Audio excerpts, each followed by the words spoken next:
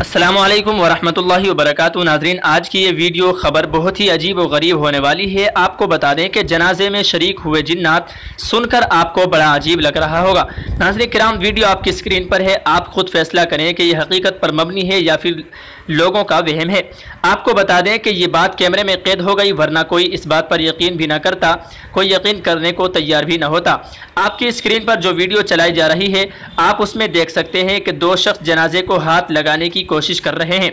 एक हरे से कपड़े में है और जबकि दूसरा सफ़ेद कपड़ों में है, जिनके हाथ लंबे लंबे दिखाई दे रहे हैं। नाज़रीन, जो कि आम इंसानों के हाथ मालूम नहीं होते। इस वीडियो को देखकर आप अंदाज़ा लगा सकते हैं कि यह हाथ किसके हो सकते हैं। ये वीडियो नाज़रीन हमें व्हाट्सएप के ज़रिए से मौसूल हुई है, इसलिए हमने चाहा कि आपके साथ शेयर कर दें। नाज़रीन, आप अपनी राय कमेंट बॉक्स में ज़रूर डालिएगा, आपको क्या मालूम हुआ है।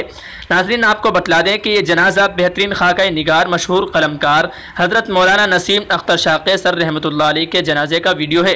नाज़रीन किराम, बतला दें आपको कि जो कि दारुल उलूम वक्फ देवबंद के सीनियर उस्ताद थे। आपको बतलाते चलें कि ये वीडियो सोशल मीडिया पर इस वक्त बहुत ज़्यादा वायरल हो रहा है।